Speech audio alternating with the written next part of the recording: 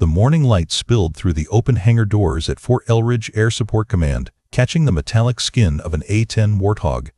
The air smelled of oil, steel, and jet fuel. Tools clanged, voices echoed, and the rhythm of work filled the space. Under the aircraft, Sergeant Leah Monroe tightened bolts on the GAU-8 cannon housing, her movements quiet and precise.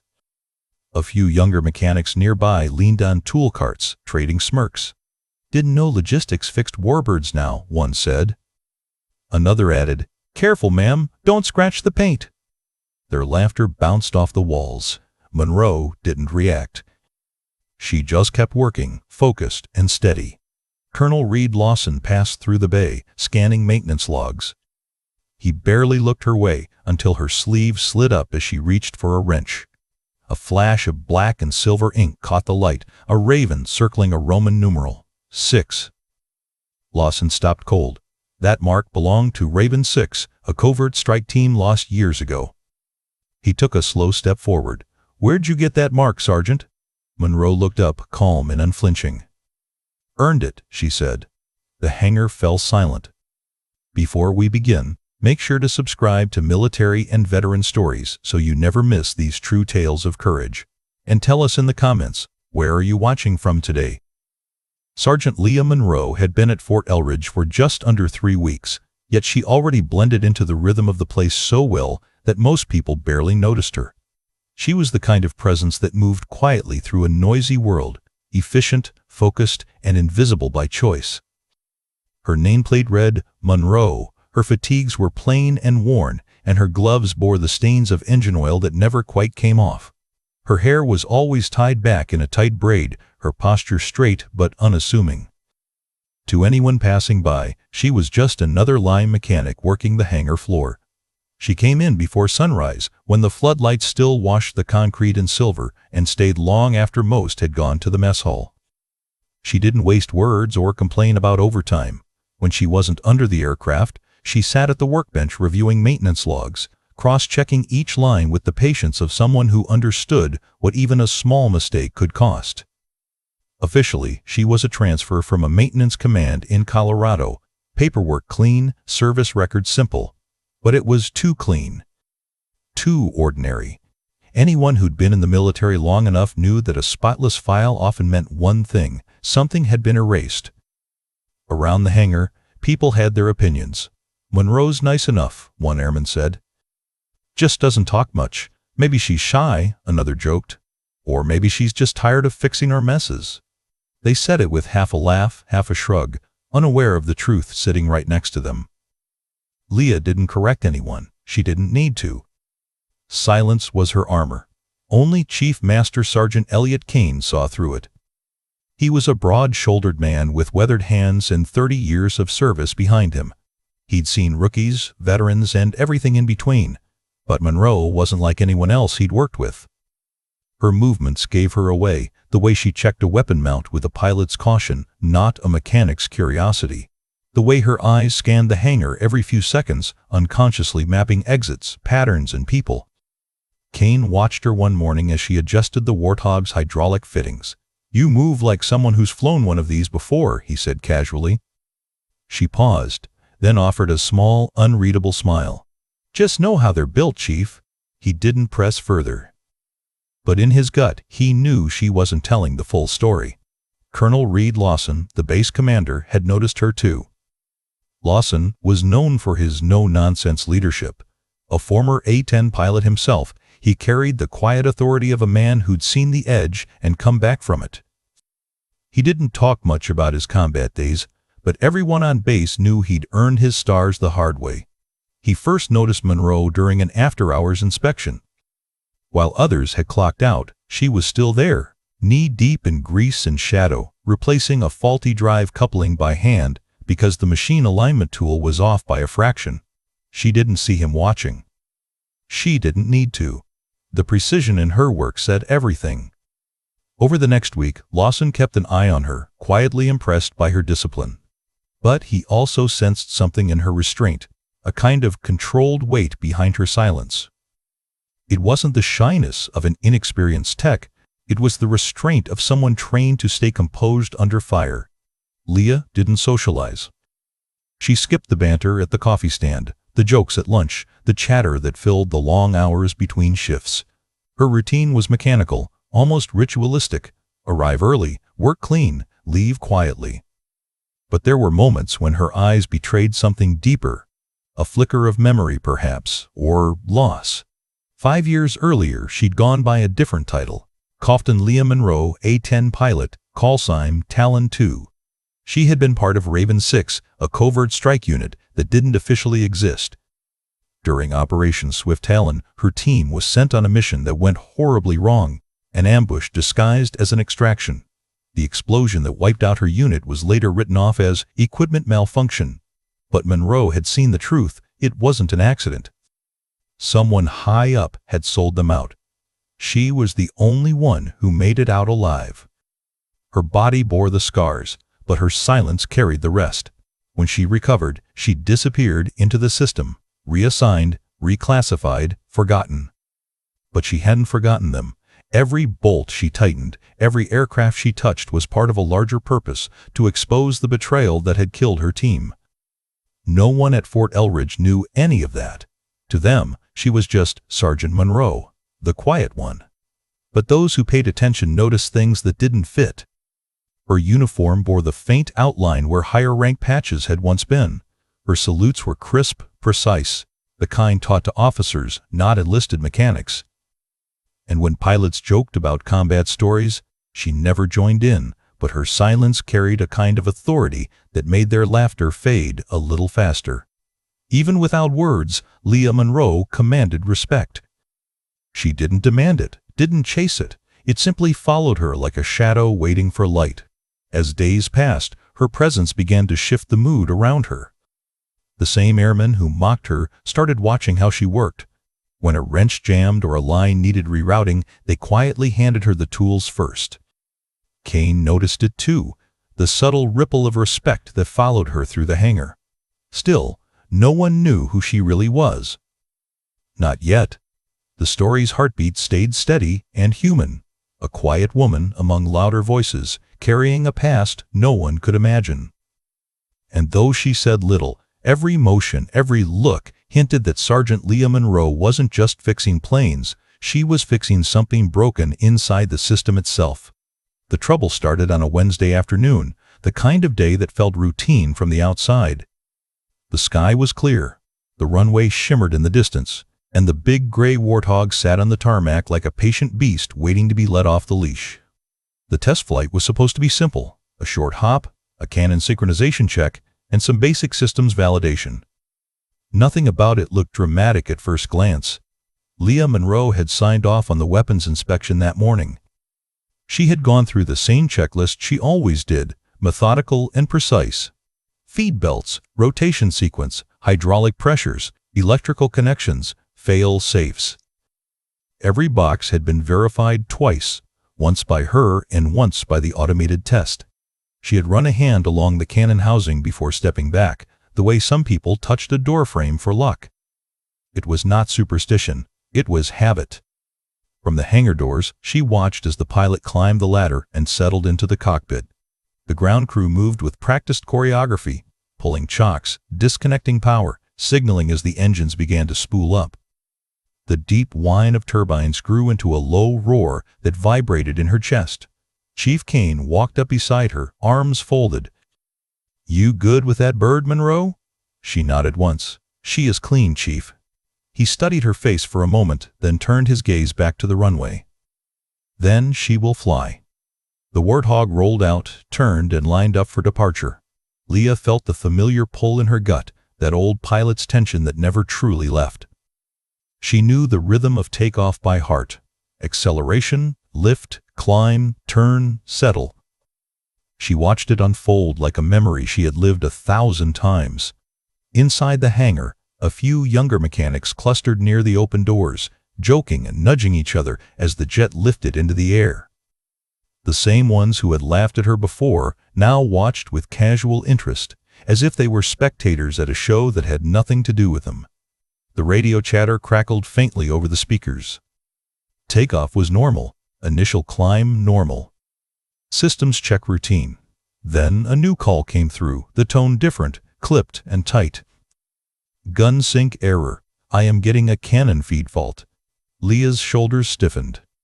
She shifted closer, listening. The tower responded calmly. "Say again." 2. Gun sync error. Feed indicator is red. It should not be red.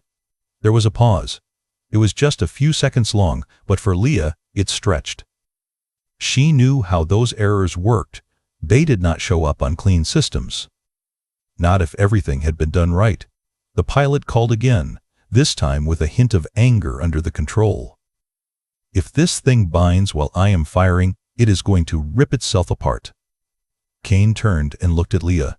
Her face had gone still, almost blank.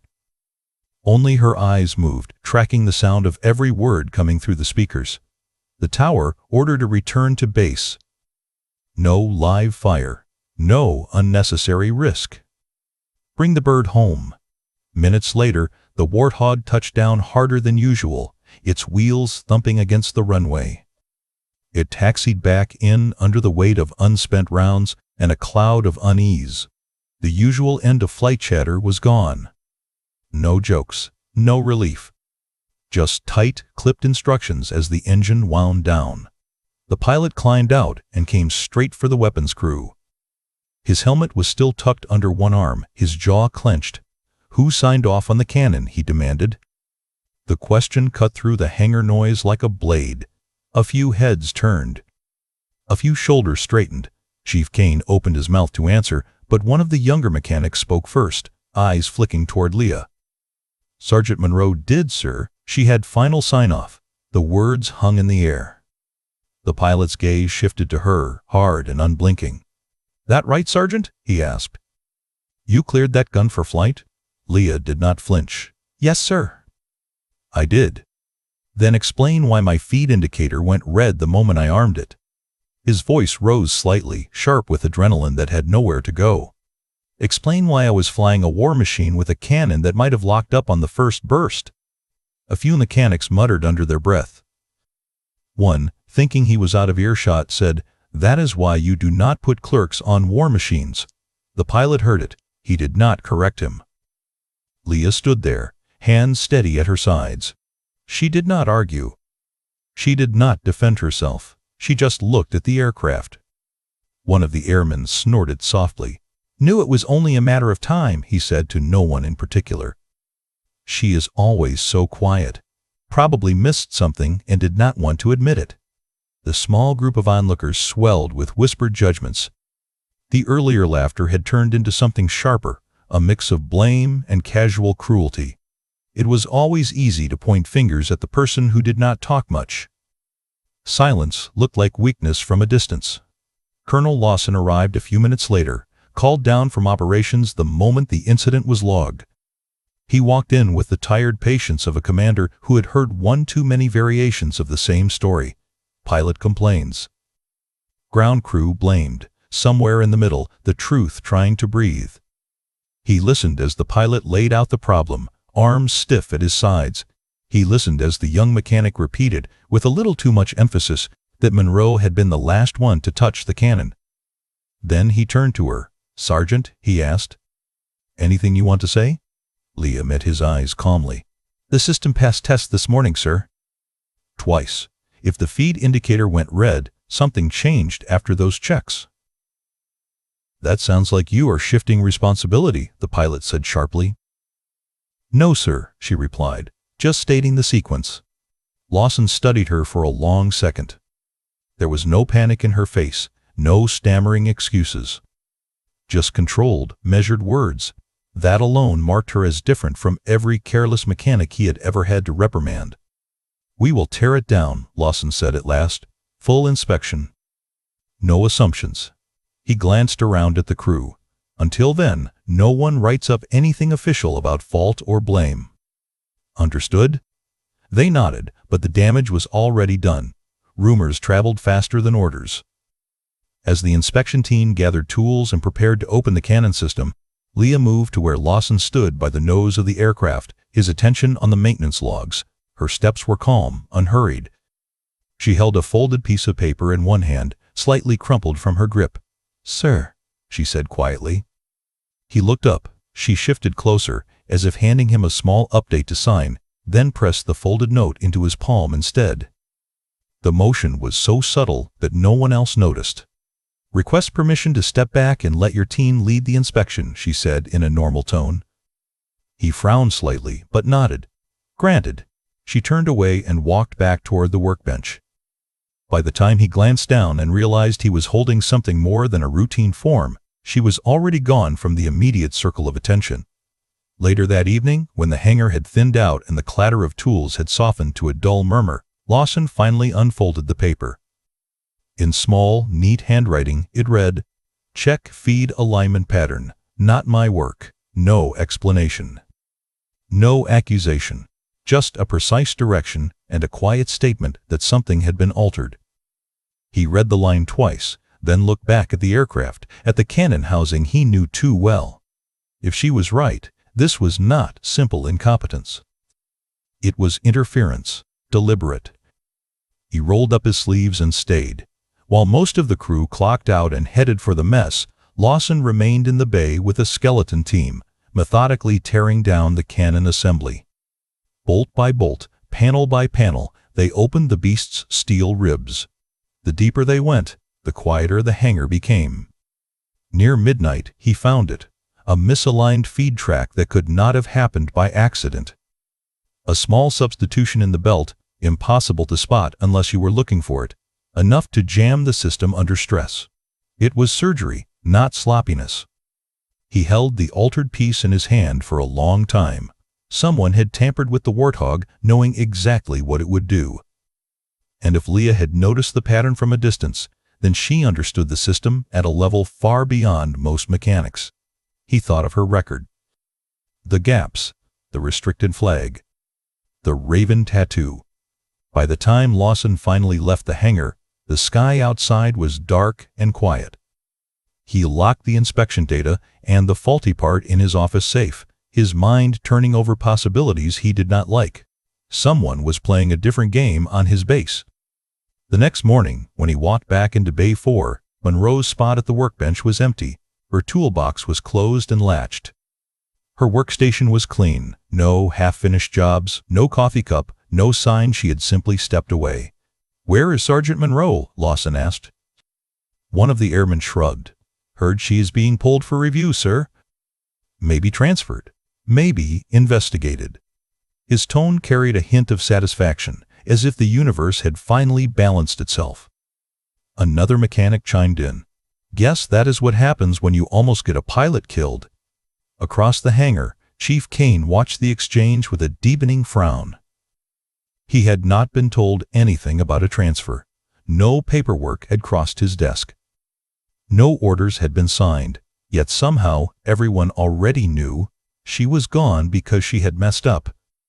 The laughter that had once chased her across the bay was gone now.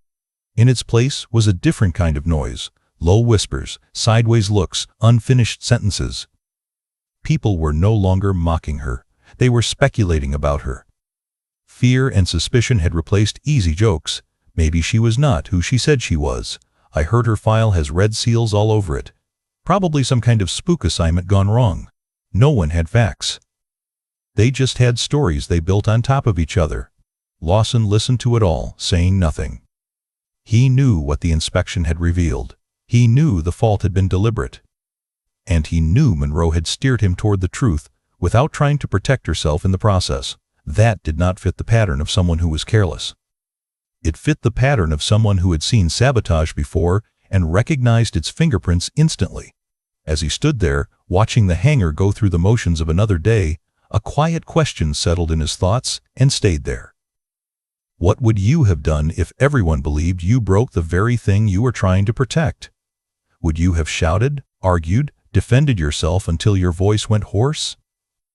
Or would you have done what Leah Monroe did, say as little as possible, and trust that the truth buried inside cold metal and hard evidence would eventually speak louder than any rumor? Around him, the hangar carried on. Planes were checked, tools were passed. Paperwork was signed, but the space where Monroe had stood felt heavier somehow, like the shadow of a story that was only just beginning to surface. Colonel Lawson sat alone in his office long after the hangar lights went dark. The hum of the base generators echoed through the thin walls, steady and distant, like a reminder that the world outside kept moving even when his thoughts didn't.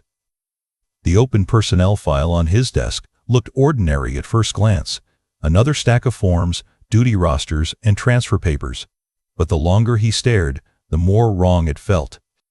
Sergeant Leah Monroe's file should have told a simple story: where she'd trained, who she'd served under, what campaigns she'd supported. Instead, it was a maze of missing months and blank lines. One assignment ended in 2018. The next didn't start until mid-2020. The gap was sealed under a black line marked Restricted Access, Level 4. No reason, no explanation. Just redacted text and bureaucratic silence. Lawson leaned back in his chair and rubbed a hand over his face. He'd seen classified omissions before, but this was different. Maintenance techs didn't have security levels high enough to trigger restricted access. Even pilots with combat wings didn't. Whatever Monroe had done before she showed up at Fort Elridge wasn't standard service. It was something deep under the radar. He flipped to the back of the file. A commendation sheet was stapled crookedly to the last page. The top portion had been burned away by a redaction mark, the kind that physically erased images from the record. Only the bottom corner of the old photo survived. Half a shoulder, a blurred background of flight suits, and a faint shape of a tattoo barely visible under the lighting. Lawson pulled the sheet closer, squinting. The design was unmistakable, a black raven with wings curved around a Roman numeral 6. The same symbol inked into Monroe's forearm. He exhaled slowly, a quiet realization forming in the back of his mind. That tattoo wasn't decoration. It was a unit mark. And there was only one place he had ever seen it. On a classified strike group known as Raven 6, presumed lost 5 years ago in the Sevastopol incident. Every member declared dead. Every file sealed. Across the base, in the dim light of the maintenance bay, Airman Kyle Mercer couldn't stop shaking. He was 21, too green to know when he was being used. His hands still smelled like fuel and cold sweat as he paced behind the tool lockers. He had been the one who installed the modified belt, following what he thought was a special oversight test. They told him it was to see if the senior mechanic would catch the change. Now a pilot had nearly died, and Sergeant Monroe had disappeared. He found her that evening sitting on the concrete step near the flight line, her elbows resting on her knees, watching the horizon fade to red. She didn't turn when she heard him approach. "I didn't know," he said, his voice barely above the wind. "I thought it was a drill. Some command-level inspection thing. They told me to swap the feed pattern and not tell anyone. Said it was part of a readiness test." Monroe didn't move. Her eyes stayed fixed on the line where the sky met the earth. "Who told you?" she asked quietly. "A guy from Oversight. Wore civilian clothes. Showed me an authorization code." "I swear I didn't." She held up a hand to stop him. "You did what you were told." "That's how they work." Mercer swallowed hard. "They're going to find out, right?" "They'll know I didn't mean to." She looked at him then, her expression steady but not unkind. "Not if I say you didn't." He blinked. "Why would you cover for me?" "Because they want noise," she said softly. "Fear. Blame. You're just the distraction." For a moment he didn't understand. Then the weight of her words sank in, and his throat tightened. She stood, brushing off her fatigues. "Go home, Mercer. Sleep. Keep your mouth shut about this until someone official asks." He nodded, tears threatening to rise, and watched her walk away toward the runway lights that pulsed faintly in the dark. Later that night, Lawson found her in the same spot, standing near the edge of the tarmac. The air was cool, the field quiet except for the distant whine of an engine test. She was silhouetted against the dim lights, arms crossed, gaze far away. "Sergeant," he said, stepping closer. She didn't turn. "Couldn't sleep, sir? Not after finding half your service record missing." He kept his tone neutral, though suspicion and curiosity mixed uneasily in his voice. You want to tell me why your file looks like it went through a shredder? Monroe finally looked at him, eyes calm but tired. Maybe because someone wanted people to stop asking questions. You were part of something classified, he said. It wasn't a question. Was, she replied. Past tense. What happened? Her gaze drifted back to the horizon. People got used. Orders got twisted. Good men didn't come home. She took a slow breath. And I learned that pretending to be nobody keeps you alive longer than being somebody. Lawson studied her profile, the stillness, the restraint, the exhaustion beneath it. Who are you really, Sergeant? She gave a faint, almost sad smile. Someone who's tired of pretending. Before he could ask more, a gust of wind swept across the flight line, carrying the sound of engines from the far end of the base. When he glanced toward the hangar lights, she was already walking away, her figure fading into the glow. By dawn, her bunk was empty again. No sign of where she'd gone. No paperwork. No orders. Just the same quiet mystery she carried since the day she arrived, and the growing sense in Lawson's mind that Fort Elridge was sitting on a secret far bigger than anyone wanted to admit. The alarm sounded at precisely 0800, breaking the fragile quiet that usually hung over the hangar after morning checks. It wasn't the sharp tone of an emergency, more like a warning bell that carried through the air, sharp enough to make heads turn. Mechanics paused mid-task. A few pilots looked up from their briefing folders. Then came the announcement over the intercom, the voice clipped and formal. Attention all personnel. General Marcus Rowan has arrived on base. Command presence in Hangar 2 in 10 minutes. Colonel Lawson's head came up immediately. The name landed heavy. Rowan wasn't supposed to be anywhere near Fort Elridge.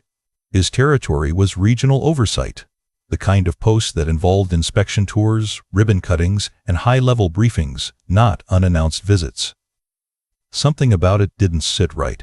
By the time Lawson reached Hangar 2, the atmosphere had already shifted. The floor had been cleared, and an A-10 Warthog sat gleaming under bright overhead lights, armed and prepped for a live fire demonstration that no one had been told about.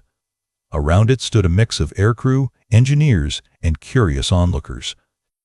The general moved among them like he owned the air in the room. Marcus Rowan was tall, fit for his age, and carried himself with practiced confidence. His smile was the kind that drew people in, polite, warm, but never quite reached his eyes. Those who didn't know him found him impressive. Those who did knew he could charm a crowd while cutting someone's throat with a word. Lawson saluted sharply. "Sir, we weren't informed of a demonstration today." Rowan returned the gesture with a faint grin. "Spontaneity keeps a base sharp, Colonel. You know how it is." "Yes, sir," Lawson said, though his jaw tightened. Rowan's gaze swept the hangar, pausing when it landed on Leah Monroe standing off to the side, clipboard in hand. Her uniform sleeves were rolled to the forearm, gloves tucked into her belt, posture relaxed but alert. "Well now," Rowan said, stepping closer, his voice echoing just enough to draw attention. "Sergeant Monroe, isn't it?" She turned, meeting his eyes. "Yes, sir. You worked on this bird, correct?" "Yes, sir," she said evenly. "Excellent." His smile widened, sharp as glass. "Then you'll stand right here when we test her accuracy." He gestured to a spot near the safety line, a little too close to the blast zone for comfort. The crowd of mechanics exchanged uncertain glances. Everyone could feel the subtext, a field-level tech singled out by a general, ordered to stand front and center. It wasn't a compliment. It was theater. Lawson's instinct bristled. "Sir, with respect, that's unnecessary." Rowan cut him off with a lazy wave of his hand. "Colonel, she's the one who prepped the weapon system. Surely she trusts her own work." The laughter that followed wasn't loud, but it was enough. A few of the sane airmen who had mocked her before smirked behind their hands. Monroe didn't react. She walked to the designated spot, the clipboard still in her grip, her face unreadable. "Proceed," Rowan ordered. The pilot climbed into the cockpit, buckled in, and started the sequence. The engines coughed, then came to life, the low thunder filling the hangar. Monroe's braid shifted slightly in the backwash, but her stance didn't move. Lawson stood beside Rowan, watching every gauge and every flicker of light on the overhead monitor. His mind was on Monroe, though her quiet acceptance of the order, her silence that felt too practiced. On the runway feed, the pilot called out, "Cannon test run, round 1. Engaging rotation." The distinctive growl of the GAU-8 cannon echoed as the barrels began to spin. Then, in a fraction of a second, Monroe's head snapped up. Her eyes locked on the gun's feed belt housing. Something was wrong. The rotation wasn't smooth. It hesitated. Just once, almost invisible to anyone who hadn't spent years studying its rhythm. But to her, it screamed danger. She dropped the clipboard without a word. Before anyone could stop her, she ran. "Sergeant!" Lawson shouted, but she was already across the floor, sprinting toward the aircraft. The pilot saw movement and hesitated, confused. Monroe reached the Warthog's nose and slammed the emergency stop control on the support console. The cannon whined down hard, the rotation freezing mid-spin. A second later, smoke hissed from the feeder arm, the acrid scent of burned wiring filling the air. Had she been 2 seconds later, the cannon could have jammed, detonating inside its own housing. A pilot, a plane, a hangar, all gone in one instant. For a heartbeat, no one moved. Then the silence shattered. "What in the hell do you think you're doing?" Lawson roared, striding toward her. His tone was pure authority, but beneath it was something else, fear. Monroe didn't answer. She was already crouched beneath the cannon, her hands tracing the edges of the wiring harness. When she stood, she held up a small, blackened coil of twisted metal, melted at one end. "Sabotage," she said simply. Lawson froze. The general's expression hardened, just for a second, before he caught himself. Rowan forced a laugh. "That's a bold claim, Sergeant." "Maybe you just miswired it." She met his gaze without flinching. "That's not a maintenance part. It's a trigger fuse, disguised as a feed relay." Murmurs spread through the crowd. Pilots, mechanics, officers, all craned their necks to see what she was holding. Kane, who had been watching from the rear, stepped forward slowly. He took the part from her hand, turning it over in his palm. His face drained of color. "She's right," he said quietly. "That's not from this system." Rowan's smile thinned. "You're telling me someone tried to sabotage a live-fire demo on my watch?" "On your aircraft," Monroe corrected softly. The hangar went still. Lawson's eyes darted between the two of them. He could feel the air thickening, the sense that something far larger was unfolding right in front of them. Rowan recovered his charm fast. "Let's not jump to conclusions," he said, raising his hands like a man diffusing a crowd. "We'll investigate, of course. But until then, no one spread rumors. Sergeant Monroe may have acted on instinct rather than protocol." A few mechanics nodded automatically, the kind of reflex that came from fear of rank. But others didn't. They'd seen what had just happened. The jet could have exploded with the pilot inside. Monroe had stopped it. Lawson stepped closer to her, his voice lower now. "You knew it was off before anyone else saw it?" "Yes, sir." "How?" She looked down at the wrecked wiring in her hand, then back up at him. "Because I've seen it before." He didn't press her, not yet. But the way she said it, quiet, absolute, told him there was history written behind those words. Around them, the hangar had changed. The laughter, the sneers, the whispers, gone. In their place was silence, heavy and complicated. Every man and woman who had mocked her now watched with a mix of disbelief and something close to shame. Monroe didn't bask in it. She didn't even seem to notice. She just handed the damaged part to the chief and stepped back from the aircraft. Her hands were steady, but her eyes had that same distant focus Lawson had seen before, like she was somewhere else entirely, standing in the echo of another disaster. General Rowan broke the silence with a clap of his hands. "Well, crisis averted, I suppose.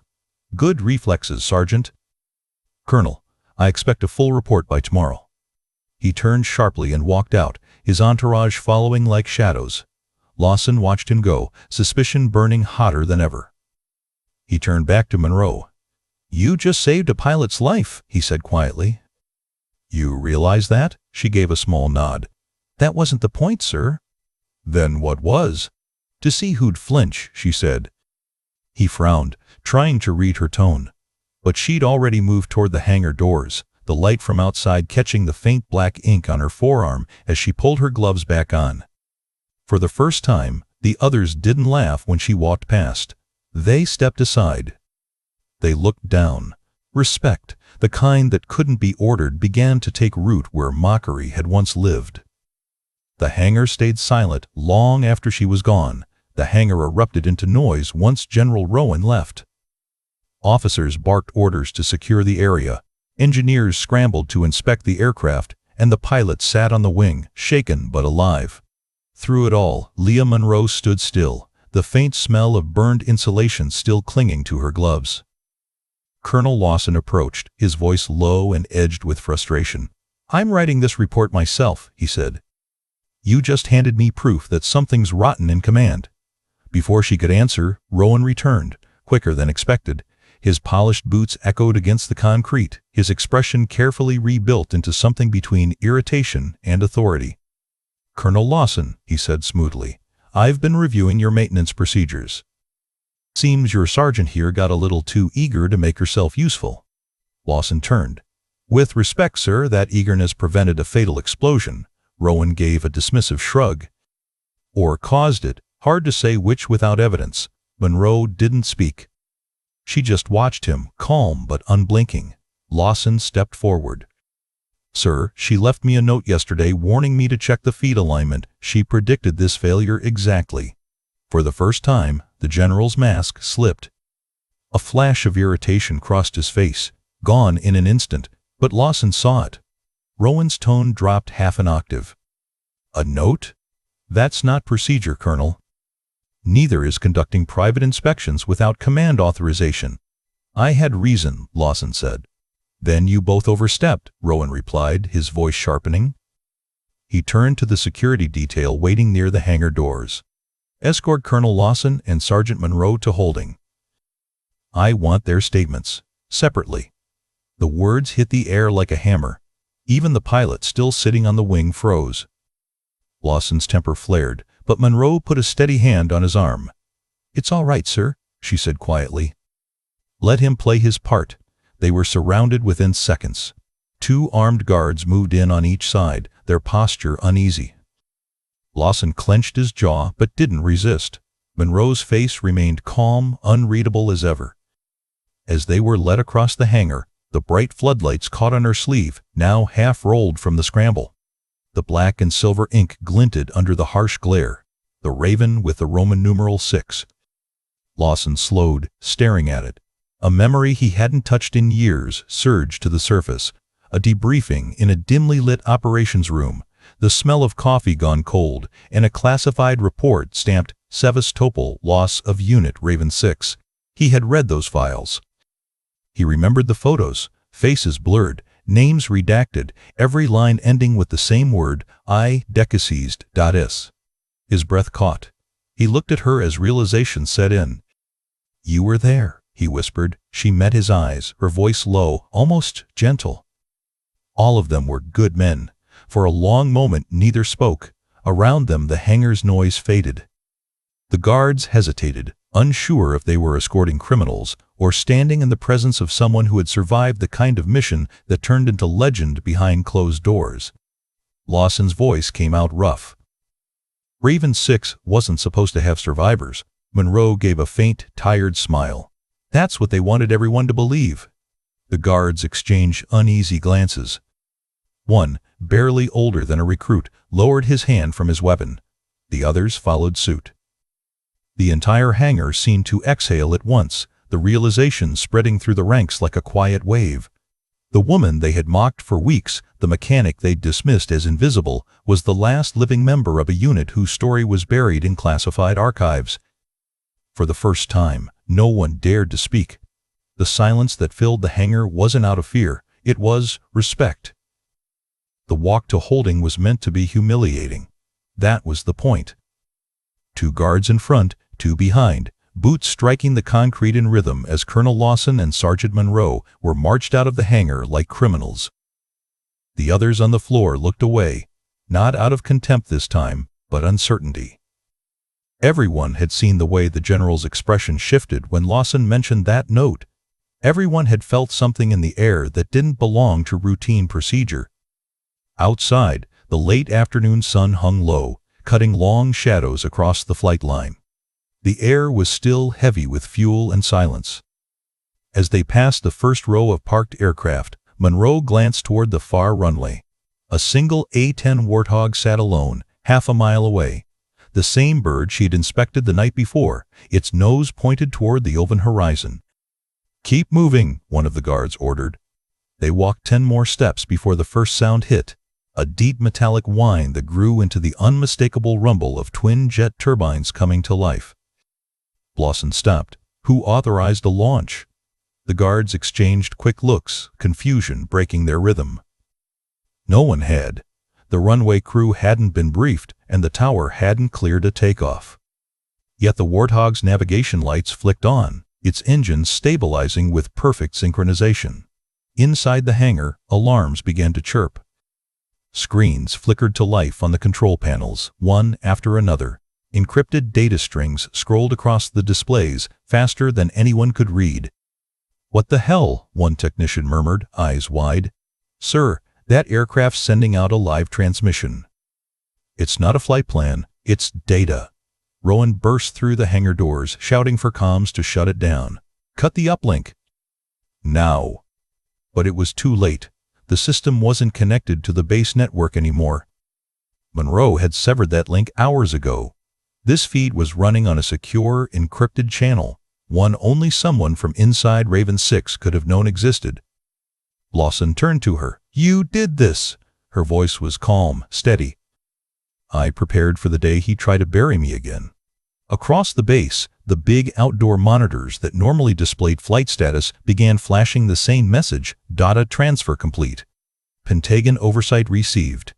In that instant, the entire operation came crashing down.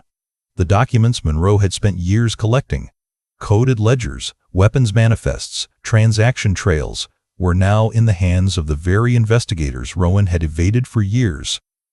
Sirens wailed. Security vehicles skidded across the tarmac. Federal command teams were already being patched in. Rowan spun toward her, his voice cracking under the weight of fury and panic. "You think you can expose me with tricks and whispers? You're finished, Monroe. Both of you are." She met his rage with something colder, not defiance, but certainty. "They used to call us ghosts," she said quietly. "Now they'll remember why." Behind her, the Warthog engines roared.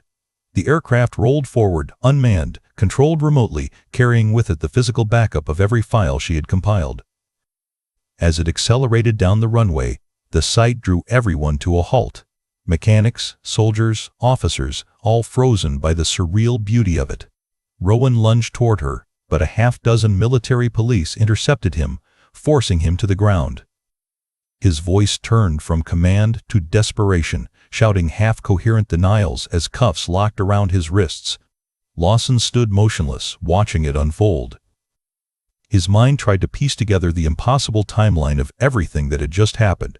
How she'd known, how she'd planned, how she'd stayed silent all this time. When Monroe turned toward him, the noise around them seemed to fade. The two of them stood in the center of the chaos, quiet amid the storm. Lawson straightened and gave her a crisp, wordless salute. It wasn't regulation. It wasn't protocol. It was respect. Monroe returned it, her expression unreadable. The engines on the runway began to fade as the unmanned Warthog lifted into the amber sky, disappearing into the horizon. Moments later, command vehicles rolled in, flashing red and blue. Agents in dark suits stepped out, identifying themselves as federal oversight. They moved with purpose, heading straight for Rowan. No one needed to ask why. The men who had once mocked Monroe for being too quiet, too plain, too small for the machine she worked on now stood lined along the hangar wall, their shoulders squared, their eyes fixed on her. No one said a word. Within the hour, word spread through the base. The evidence had been verified. The Raven 6 operation had been real, and so had its betrayal. The woman they had called a clerk was not a mechanic at all. She was Major Leah Monroe, last surviving member of the strike unit that never officially existed. And as the sun dipped behind the airfield, the hangar stayed silent, not from shame, but from something far heavier: respect. The investigation swept through Fort Elridge like a storm that had been waiting years to break. Within days, the once untouchable General Marcus Rowan was stripped of command and led away under federal custody. Several of his senior officers followed, men who had signed the wrong forms, moved the wrong shipments, and turned away at the wrong time. The system that had protected them collapsed under the weight of truth. For the rest of the base, life moved on, but the rhythm had changed. There was no more laughter when someone new arrived, no careless jokes about the quiet ones. The hangar, once filled with the noise of mockery, now carried a quiet sort of respect that hung in the air like the smell of jet fuel. Major Leah Monroe was reinstated quietly, her real rank restored but without ceremony. She refused the press, the medals, the recognition. Her only request was to testify, not for herself but for her team, the men who had died under false orders 5 years ago. When she stood before the Congressional Committee, she didn't tell stories of heroism. She spoke of duty, of betrayal, and of what it costs when good people stay silent too long. Her testimony sparked reforms in weapons oversight that would protect thousands who would never know her name. Colonel Lawson took on a new role after the hearings. He was assigned to a Pentagon advisory board, tasked with cleaning up the oversight system Monroe had exposed. Yet his proudest act wasn't in the office. It was back at Fort Elridge. Behind Hangar 2, he had a granite wall raised, plain and unadorned, except for 6 names carved in precision. Above them, etched in simple lettering, Raven 6.1. On the morning of her departure, the sky was the same color as it had been the day she arrived, pale gray with a thin line of gold cutting the horizon. Lawson met her at the flight line. She wore no dress uniform, only the same fatigues she'd always worn, sleeves rolled, gloves tucked at her belt. He watched as she stepped toward the waiting transport, the engines already humming. "Why stay quiet all this time?" he asked. Monroe smiled faintly. "Because loud people get noticed," she said. "Quiet people get things done." She climbed the steps slowly, turning once at the top to look back at the hangar. The aircraft she was boarding, the same A-10 she'd once repaired, now carried a new emblem beneath the cockpit. A single black Raven in flight. As the engines rose to full power and the plane lifted into the dawn, Lawson stood alone on the tarmac. True strength doesn't boast. It listens, observes, and acts when it matters most. And sometimes, the ones who are underestimated the most are the ones who carry the nation's honor on their shoulders. Leah Monroe never wanted the spotlight. She never chased medals or applause. All she ever wanted was for the truth to outlive the lies, and for the names of her team to be remembered, not erased. At Fort Elridge, her story became legend. They still talk about the quiet mechanic who saved a pilot, exposed a general, and walked away without asking for anything in return. A reminder that real courage doesn't always shout. Sometimes it wears grease-stained gloves and carries a silence that means everything. If you enjoyed this story, please subscribe for more military and veteran stories. These stories keep the courage alive for generations to come.